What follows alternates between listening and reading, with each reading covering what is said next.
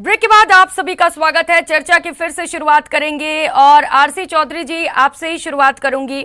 जैसा कि रीट लीक्स मामले पर ईडी की एंट्री की बात हो रही थी, कांग्रेस किस तरीके से इसको देखती है?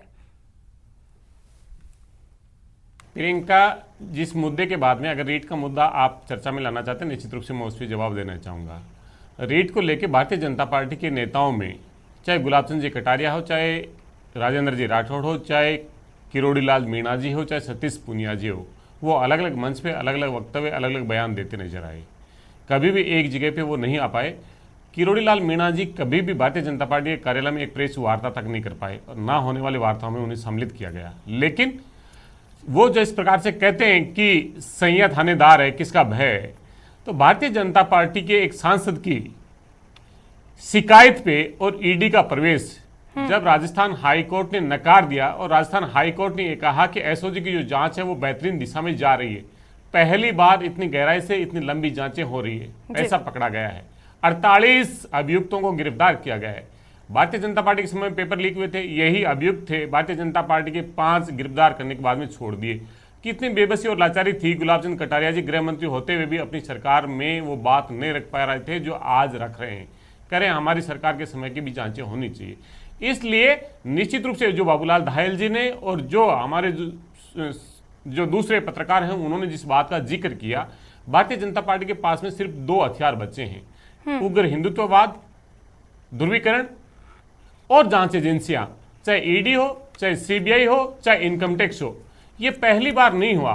देश के अलग अलग हिस्से में जो भारतीय जनता पार्टी के खिलाफ में जिसने आवाज मुखर करने की कोशिश की, जहां चुनाव हुए, चाहे उत्तर प्रदेश हो, चाहे कर्नाटका हो, चाहे गुजरात हो, राजस्थान में जब सरकार को अपदस्थ करने की कोशिश की गई, तब राजस्थान के अंदर कांग्रेस के 3 नेताओं पे ईडी और आईटी के द्वारा छापे मारे गए। आखिर क्या हुआ? जनता का ध्यान गुमराह करना चाह रहे हैं। आज जनता चाहती है महंगाई पे चर्चा हो, ये कहते हैं महंगाई मुद्दा नहीं रहा। जब जनता के सामने जाएंगे तब पता चलेगा कि महंगाई क्या मुद्दा है। आज देश जानना चाह रहा है जो सार्वजनिक उपक्रम बनाए थे भारतीय जनता पार्टी के नेताओं ने, किस प्रकार देश के प्रधानमंत्री ने 50 साल जो देश के लोगों की मेहनत से जो उपक्रम बने थे उन्हें बेच दिया गया। जो रेलवे स्टेशन पे जो चाय बनाने का जिक्र करके अपने आप को गौरवान्वित महसूस करते थे, आज उन ट्रेनों पे अडानी और अंबानी लिख दिया गया। देश के तमाम संस्थान बेचे जा रहे हैं, देश के संस्थान जो बेचे जा रहे हैं। चौधरी जी जवाब ले लेते हैं निमिषा जी से, क्योंकि बड़े आरोप आप लगा रहे हैं बीजेपी पर। निमिषा जी कह रहे हैं कि हिंदुत्ववादी का खेल खेला जाता है बीजेपी की ओर से और जो जांच एजेंसियां उसका दुरुपयोग भी कर रही है केंद्र सरकार, क्या कहेंगे? और देश के सेना का मनोबल क्यों कम कर रहे हैं? देश जानना चाह रहा है, देश का प्रधानमंत्री 56 इंच का सीना वाला चाइना के सामने बोलने से क्यों डर रहे हैं, उठाने वाले दूर हो रहे हैं? ये आतंकवादियों की पहली मौत बार पर गुजरात रोने वाले कोर्ट पे ये एक धर्म के तुष्टीकरण वहां पे अफीम आता है, करौली में आग लगाने वाले हिंदुस्तान के ये भयभीत लोग, ये कांग्रेस की सरकार है जो 2 तरफा बात करती है। आप ये बताइए तरफ क्यों मचाए? मैं आपसे पूछती हूँ चौधरी जी, बताइए करौली के गिरफ्तार चैनल पे अगर इस चैनल पे अगर आप कांग्रेस के प्रवक्ता की आवाज रखने के हक की रक्षा नहीं कर सकते तो ये मंच इन्हें सुपुर्द कर दीजिए। देश की जनता इनसे गुमराह होने वाले नहीं है। लेकिन चौधरी जी अभी जो आपने सवाल उठाए हैं बीजेपी के ऊपर, उस पर जवाब भी तो ले लेने दीजिए। जवाब ले रही हूँ। आपने आरोप लगाए हैं कि केंद्रीय जांच एजेंसियों के दुरुपयोग कर रही है बीजेपी, तो उस पर जवाब ले लेने दीजिए ना। निमिषा जी जवाब दीजिए। वो आरोप लगा रहे हैं कि जैसा कि रीट लीक्स में ईडी की एंट्री हुई है तो बीजेपी केंद्रीय जांच एजेंसियों का दुरुपयोग कर रही है, इस पर जवाब दे दीजिए। देखिए, एक जवाब तो मैं भी आपको देती हूं। महिलाओं से दुष्कर्म और अत्याचारों पे जब प्रश्न पूछा था ना, तब ये बोलते हैं कि ये तो प्रदेश मर्दों का प्रदेश है, ये इनका जवाब है। अब मैं जवाब देती हूँ आपको। रीट की चीट हुई, हमने पुरजोर मांग की भारतीय जनता पार्टी ने कि आप इसकी सीबीआई जांच करवाइए। सीबीआई जांच की अनुशंसा राज्य सरकार को देनी थी, लेकिन अगले बगले झांकते रहे और इनके प्रदेश अध्यक्ष ने कहा कि यदि हम रीट में कोई घपला हुआ तो जो बोलता है ऐसा उसको गिरफ्तार कर लो। अंत पंत जाकर के इनको जब पोल खुलती नजर आई तो इनको रीट 1 रीट 2 रद्द करना पड़ा। फिर कुछ लोगों की आनंद फानंद में गिरफ्तारी होती है और गिरफ्तार होने वाले लोग जमानत पे बाहर आते हैं, फिर से कांग्रेस के नेताओं के साथ सार्वजनिक रूप से घूमते हुए नजर आते हैं। रीट की चीट और सरकार वीक, आप मुझे बताइए, इतनी बड़ी धांधली, प्रतियोगी परीक्षाओं के माध्यम से बच्चे आते हैं, बच्चों के साथ छलावा होता है। एक अनाम बेनाम राजीव गांधी जो इनका स्टडी सर्किल है उसका क्या डिटेल्स है, और ये बताइए कुछ कोचिंग इंस्टीट्यूट्स के भी नाम है। आप यदि क्लियर हैं तो अपनी सीबीआई जांच की अनुशंसा क्यों नहीं दी? ये आम जनता पूछ रही है। जिन बेरोजगारों को छलावा किया था ना, आज भी अमर जवान ज्योति पे जिनको आपने बेदखल किया है ना, जिन्होंने अपनी जान की बाजी लगा करके वो खड़े थे वहां पर जब कोविड की महामारी में पूरा प्रदेश जूझ रहा था, उनको आपने एक आदेश से बाहर निकाला है। वो सारे अमर जवान ज्योति में धूप की आग में पिल रहे हैं, लेकिन आपको फुर्सत नहीं है। यहां पर आरसी चौधरी जी बखान कर रहे हैं, बवाल मचा रहे हैं, लेकिन आपके बवाल और आपका झूठ जनता जान चुकी है। लेकिन निमिषा जी, रेट लीक्स के बाद कार्रवाई भी तो की गई आरोपियों पर और सख्त कानून भी बनाए गए जिससे कि आगे इस तरीके के मामले सामने न आए। कैसे कानून? पुराने कानूनों की पुनरावृत्ति हो, और उन कानूनों को तब बनाया गया जब यहाँ के लाखों अभ्यर्थियों के साथ छलावा हो गया। उनको ढकने के लिए, उस पर शांति करने के लिए ये एकमात्र उन्होंने एक नए कानून को पुनः स्थापित किया है, जबकि वो एक ऐसा कानून है जिसमें ऐसा नहीं है कि आपको तुरंत कार्रवाई की जाएगी या तुरंत आपको बंद किया जाएगा। आप तो बताइए ना, रीट का आर पार क्यों नहीं कर रहे हैं आप? और यहां पर ये बैठ करके बोल रहे हैं, तो अब बताइए आपके पूर्व उप मुख्यमंत्री जी कब बात करते हैं? बार बार तो बयान यहां पर आते हैं। कांग्रेस की कितनी बैठकें हो गई है? कांग्रेस के सदस्यता अभियान का माखौल तो आम जनता उड़ा रही है। और यहां पर राष्ट्रीय कांग्रेस सेवा दल की बैठक जब 35 वर्ष के बाद राजस्थान के अजमेर जिले में हुई थी, वहां पर कुर्सियां उल्टी पड़ी थी। आरसी चौधरी जी, अपनी पार्टी को संभालिए आप। आज भारतीय जनता पार्टी राजस्थान के आम जन के हर मुद्दे को पूरे पुरजोर तरीके से उठा रही है, चाहे वो हाड़ौती की बच्ची हो या अलवर की मूंग बधी लड़की हो या फिर नागौर के तालाब में उस महिला का सूखा शव हो। चैन से नहीं बैठने देंगे आपको उत्तर देना ही होगा। चल कानून व्यवस्था हो या जल की व्यवस्था हो, हर जगह फेल है। परीक्षाएं ही नहीं करवा पा रहे हैं आप। ठीक है आरसी चौधरी जी, एक छोटा सा जवाब आपसे चाहूंगी, फिर महेश शर्मा जी के पास जाऊंगी। इसके बाद छोटा सा जवाब, एक प्रश्न आप इनसे और पूछिए, एक प्रश्न और पूछिए, इनकी एकजुटता कितनी है? किसी को बोलने का अगर हक नहीं देते, अवसर नहीं दे सकते, तो आप बुलवा लीजिए, इस चैनल पे बुलवाइए ना। ठीक है निमिषा जी, मैं आपके पास फिर से आऊंगी। चौधरी जी, एक छोटा सा जवाब दे दीजिए, आरोप जो लगाया जा रहा है। आप किसी के हक की रक्षा नहीं कर सकते, तब आप बुलवाइए इनसे, जो तुम्हें जिस हिसाब से चलाना चलाइए ना अपनी। चौधरी जी, आप ही से जवाब मांग रही हूँ, आप बोलिए ना। लोग देख रहे हैं, पूरे लोग देख रहे हैं, क्या बोले? सवाल निमिषा जी से था मेरा उस वक्त। जब मैं बोलता हूँ डॉक्टर निमिषा जी से उस वक्त मेरा सवाल था। आपको लगता है कि अगर ऐसा ही चलाना आपका चैनल, तो चलाइए, आपको भारतीय जनता पार्टी के प्रवक्ता चौधरी जी, उस वक्त मेरा सवाल जो था वो निमिषा जी से ही था। अभी आपसे मैं सवाल पूछ रही हूँ। चाहूंगा जी, मेरे जो पर्सन थे उसका जवाब दिया आपने दिया या बीजेपी के नेता ने दिया? मैंने कहा देश की सरहद पे चाइना खड़ा हो गया, टावर लगाए। क्या न्यूज 18 मानता है? क्या लगे या नहीं लगे? लगे या नहीं लगे? क्या 20 सैनिकों के साथ अपने देश का प्रधानमंत्री 24 घंटे बोलने पे चुप रहा था या नहीं रहे थे? पूछिए ना, चाइना से क्या रिश्ता तुम्हारा है? बोल लीजिए, चाइना से इनका रिश्ता क्या कहलाता है? निमिषा जी पहले जवाब ले लेने दीजिए, चौधरी जी से जवाब ले लेने दीजिए। निमिषा जी, मैं आपके पास आऊंगी। चाइना से इस तरीके से बहस नहीं चलता है। और यहाँ पर आप निमिषा जी, मैं आपके पास आऊंगी, इस तरीके से बहस नहीं चलेगा। चुप के क्यों जाते हो आप मिलने उनसे? निमिषा जी प्लीज, आपके पास मैं दोबारा आऊंगी। जी चौधरी जी, मैं न्यूज 18 के दर्शकों से इतना ही गुजारिश करना चाहूंगा कि जिसकी दाढ़ी में तिनका, वहां पे कुछ है काला। जब मैं बोलता हूं भारतीय जनता पार्टी बौखला जाती है, तो आप समझिए कि वहां कुछ दाल में काला है। आप इस इलेक्ट्रॉनिक मीडिया पे मत जाइए, प्रिंट मीडिया पे देखिए किस प्रकार देश की सरहद पे चाइना ने टावर खड़े कर दिए और बीजेपी मौन है, देश का प्रधानमंत्री मौन है। क्या हमारे लाखों सैनिकों ने जो शहादत देके देश की रक्षा की, आज आप चुप रह पाएंगे या आप साहस करेंगे कि देश के प्रधानमंत्री से 56 इंच के सीने से पूछे कि हमारी जमीन पे कैसे चाइना ने टावर बना दिए, कैसे हमारे 20 सैनिकों की शहादत हो गई और आप 24 घंटे चुप रहे? कैसे देश के प्रधानमंत्री ने कहा कि ना कोई आया है ना कोई घुसा है और लगातार कई दौर की वार्ताएं चाइना के साथ में करते रहे? देश की सेना गौरव के साथ में लड़ी है और जिसने लड़ा है उसका इतिहास रहा है, लेकिन पहली बार ऐसी सशक्त सरकार के अंदर सेना के बिना लड़े देश की भूमि पे देश के जो दुश्मन है उन्होंने कब्जा कर लिया। हम पूछना चाहते हैं सरकार से, केंद्र की सरकार से पूछना चाहते हैं कि जो आपने इंडियन एयरलाइंस बेची वो किसकी थी? 18,000 करोड़ रुपए में इंडियन एयरलाइंस बेच दी और 16,000 करोड़ रुपए में देश के प्रधानमंत्री ने इस फकीर ने अपने लिए 2 प्लेन ले लिए, पूरे देश के गौरव की एयरलाइंस को बेच दिया और खुद के लिए 2 ले लिए। मैं कहना चाहूंगा ठीक है चौधरी जी, आप बीजेपी पर देश को बेचने का आरोप लगा रहे हैं, इस पर जवाब दूंगी मैं निमिषा जी से, लेकिन उससे पहले महेश शर्मा जी आपका रुख करते हुए जिस तरीके से कहा जा रहा है कि गृह मंत्री अमित शाह भी राजस्थान का दौरा करने वाले हैं, अगर वो ये दौरा करते हैं तो कितना अहम ये दौरा होगा और क्या कुछ असर पड़ेगा इसका आगामी चुनाव पर? महेश शर्मा जी, आप लोग प्लीज चुप रहिए ना, मैं सवाल किसी और से कर रही हूँ अभी। महेश शर्मा जी। हाँ जी, मेरा सवाल ये है कि जैसे कि कयास लगाए जा रहे हैं कि गृह मंत्री अमित शाह भी राजस्थान का दौरा कर सकते हैं अभी, अगर ये दौरा होता है तो कितना अहम ये दौरा होगा और क्या कुछ असर पड़ेगा इसका आगामी चुनाव पर?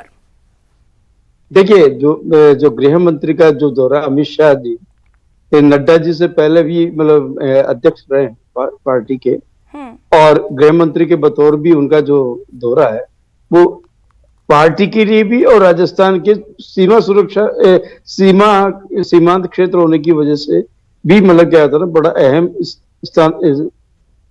स्थिति रखता है। और साथ ही जैसे भी जिस तरह से हिंसक वारदातें वगैरह जो भी होगी, कानून व्यवस्था को लेकर के भी एक महत्वपूर्ण, फिर करौली की घटनाएं ब्यावर में भी हुई है और कई जगह पे ऐसे सांप्रदायिक सद्भाव बिगाड़ने की कोशिश से हुई है।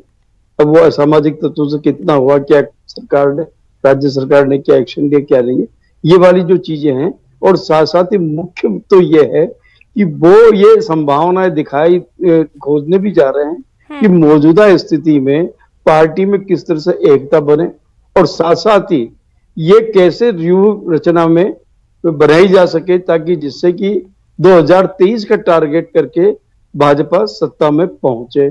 इन सारे जो भी वो रणनीति बनाने की रणनीतिज्ञ तो है ही, ये सारी चीजें करने की वो कवायद करेंगे।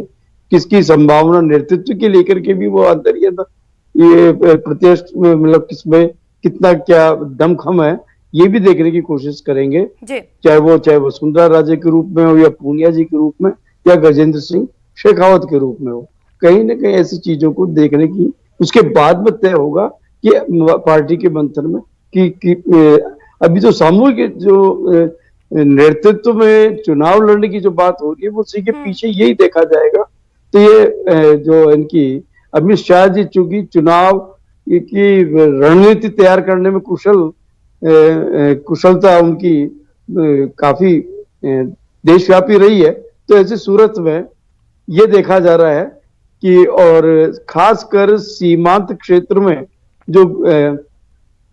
जो सुरक्षा व्यवस्था कैसी है, बीएसएफ का जो दायरा बढ़ाया है 50 किलोमीटर का है, उसको लेकर के भी संभावना है कि उसमें क्या कितना फायदा हुआ कितना नहीं हुआ, उसमें भी वो गौर करेंगे ये बात। ठीक है बाबूलाल दयाल, यही सवाल मेरा आपसे भी है, अगर गृह मंत्री अमित शाह दौरा करते हैं तो ये दौरे को कितना अहम माना जाए और क्या लगता है एकजुटता का संदेश दे पाएंगे अमित शाह?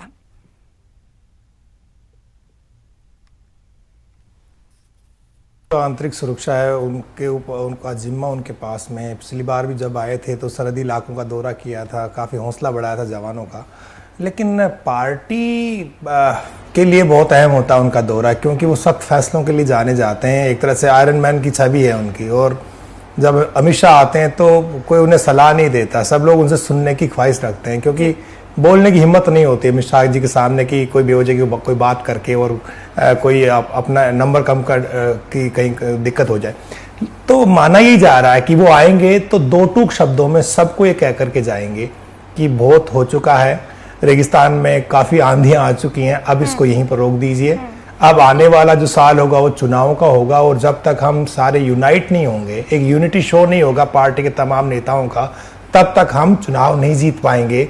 क्योंकि जो एंटी इनकम्बेंसी है अशोक गहलोत सरकार के खिलाफ, उसका फायदा आप तभी उठा सकते हैं जब पूरी पार्टी यूनाइट होकर के, वर्कर को साथ लेकर के, और धरातल पर जो केंद्र सरकार ने काम किया उसको आप गिना करके, जो उनकी वेलफेयर स्कीम्स है उनको आप जनता के बीच में ले जा करके, उनकी लोक कल्याण की, जन कल्याण की जो योजनाएं हैं उनका प्रचार प्रसार कीजिए, और उसी के आधार पर एक माहौल बनाइए कि एक अच्छी गवर्नमेंट, एक विकास, चौमुखी विकास देने वाली पार्टी बीजेपी है, और मोदी जी ने जो कहा वो करके दिखाया है। तो मोदी सरकार की योजनाओं का एंडोर्समेंट जो है, उसका प्रचार प्रसार जो है वो बड़े तरीके से हो। ठीक है, दिल्ली से और हमारे साथ में साथ सारे विनीत सहयोगी लगातार बने हुए हैं। विनीत, 5 घंटे होने को है, 10 बजे से बैठक का दौर चल रहा है, क्या अपडेट है, क्या चर्चाएं चल रही हैं अंदर?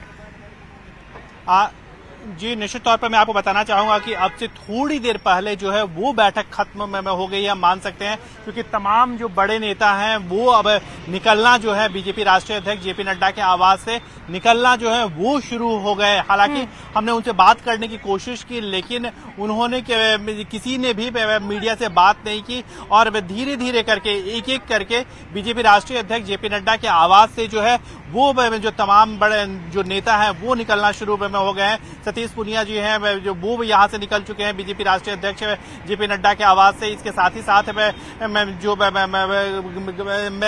केंद्रीय मंत्री हैं वो यहाँ से निकल चुके हैं। तो यहाँ पर जो बड़ी बैठक जो चल रही थी वो लगभग खत्म हो गई है। लगभग हम मान सकते हैं कि 5 घंटे यह बैठक चली, 4.5 घंटे पौने 5 घंटे के लगभग बैठक चली और उसके बाद तमाम जो नेता हैं वो यहाँ से निकल गए। एक बड़ी बात मैं आपको यहाँ पर बताना चाहूंगा कि जैसा कि हमने कोशिश की सभी नेताओं से बात करने की, लेकिन किसी ने भी मीडिया से बात नहीं की। तो निश्चित तौर पर पार्टी की राष्ट्रीय अध्यक्ष की ओर से निश्चित तौर पर यह संदेश दिया जाएगा कि वो एकजुट रहे। इस तरह का कुछ जो संदेश जो है वो दिया गया होगा। अभी भी आप देख सकते हैं कि एक नेता जो है वो यहाँ से अभी उनकी गाड़ी जो है वो निकलते हुए दिखी है। तो तमाम जो नेता है वो यहाँ से निकल रहे हैं और पार्टी में राष्ट्रीय अध्यक्ष की ओर से निश्चित तौर पर कुछ संदेश जो है वो संदेश लेकर के गए होंगे और उसमें जो सबसे बड़ा संदेश जो है वो होगा कि सभी एकजुट में रहे और जो बयान देते हैं जो मतभेद के वाले जो बयान होते हैं वैसा कोई भी बयान ना दे। एकजुटता का बयान जो है वो यहाँ पर देने की बात जो है वो यहाँ से लेकर के गए होंगे। और इसी के बाद हमने देखा कि किसी ने भी हमसे बात नहीं की। हालांकि जो हमने सबसे बात करने की कोशिश की, लेकिन सभी हमसे बचकर निकलते हुए नजर आए। विनीत, यानी कि बैठक लगभग खत्म हो चुकी है, लेकिन कोई भी नेता कुछ भी बोलने से तैयार नहीं है। यानी कि कुल मिलाकर अगर देखा जाए तो मंथन में सबसे बड़ी बात यही निकल कर आई है कि किसी के भी खिलाफ कुछ भी बयानबाजी नहीं करनी है, जो आपस में खींचतान है उसको नहीं दिखाना है। निमिषा जी, मैं आपके पास आना चाहूंगी। जैसा कि चौधरी जी तमाम सवाल आपके ऊपर उठा रहे थे और देश को बेचने का भी आरोप लगा रहे थे, उस पर भी जवाब चाहूंगी और इसके साथ ही ये भी कि जो आगामी चुनाव है उसको लेकर बीजेपी की ओर से क्या कुछ तैयारियां, किस तरीके से कांग्रेस को घेरेगी बीजेपी। निमिषा जी।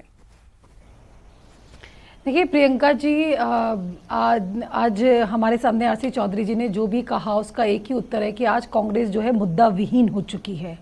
आप देखिए, कोविड महामारी से जब दुनिया जूझ रही थी तो छुप छुप के वैक्सीनेशन की काट करने वाले, छुप छुप के वैक्सीनेशन के औचित्य पे प्रश्न लगाने वालों ने छुप के वैक्सीन लगवा ली, लेकिन आम जनता को फर्स्ट वेव के बाद सेकेंड वेव से जूझना पड़ा।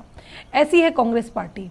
जब भी कोई समस्या आती है उस समस्या में अपने अवसर, अपनी उपस्थिति दर्ज कराती है, उस समस्या पे बवाल मचा करके। आज कांग्रेस की स्थिति सिर्फ 2 राज्यों तक सिमट गई है, उसके बावजूद भी आधारहीन। ठीक है निमिषा जी, ज्यादा समय नहीं बचा है, छोटा सा आपसे जवाब चाहूंगी कि बीजेपी की ओर से क्या कुछ तैयारियां हैं आगामी चुनाव के लिए। देखिए भारतीय जनता पार्टी 2023 के विधानसभा चुनावों में पुरजोर 180 से अधिक सीटें लाने के लिए कृत संकल्पित है। मैं तो ये कहूंगी कि ये जो कांग्रेस की एक धर्म विशेष को लेकर तुष्टीकरण की जो नीति है ना, उस नीतिकरण से बाज आए और सामाजिक समरसता के साथ अपना कार्यकाल पूरा करे, क्योंकि जनता जो है ये सब जाग चुकी है। शंखनाद कर दिया आगामी चुनाव के लिए, कांग्रेस की ओर से क्या कुछ तैयारी, किस तरीके से बीजेपी को घेरेगी?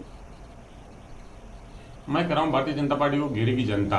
राजस्थान की जनता जब चुनाव का अवसर आएगा तब घेरेगी। इससे पहले अमित शाह जी जब 2018 का चुनाव था तब उन्होंने कहा था ये अंगद का पांव है। 166 सीटें थी भारतीय जनता पार्टी की, अंगद का पांव कहकर 180 सीटों का उन्होंने आह्वान किया था।